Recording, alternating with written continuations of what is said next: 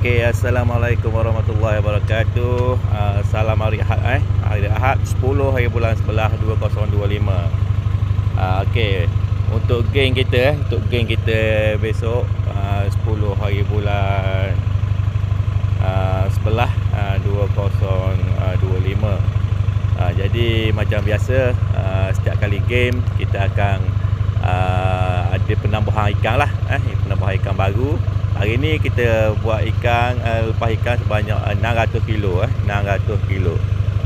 Kita lepas permulaan ni di kolam 4, di kolam 4. Sebahagiannya di kolam 4. Dan malam ni kita main ranking sampai 350 350 ranking. Jadi ikan boleh tahan besar-besar. Besar-besar, nampak kan ikan besar-besar. Yang kita main malam ni pun mungkin 4 kilo plus lah. Nanti akan dimaklumkan balik malam ni berapa berat ikan yang kita main malam ni, akan dimaklumkan balik malam ni. Okey. Jadi kepada pemancing-pemancing yang mana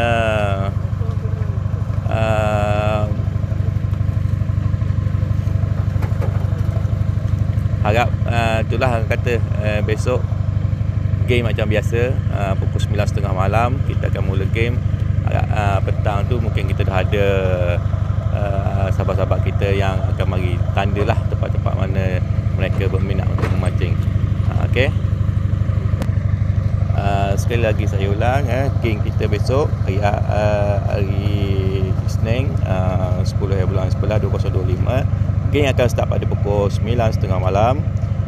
Okey, macam biasa seperti dah diwawarkan, juara 20,000, nombor 2 2,000, nombor 3 1,000, nombor 4 hingga 51,000.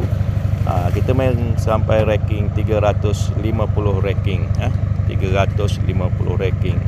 Hari ini kita lepas ikan sebanyak 600 kilo, 600 kilo. Sebahagian di kolam 4 dan sebahagian di kolam 2 ataupun 1. Okey, kepada pemancing-mancing, harap besok kita berjumpa di kolam mancing Kampung Kubu. Ikan boleh tahan, besar-besar ikan. Ikan besar-besar.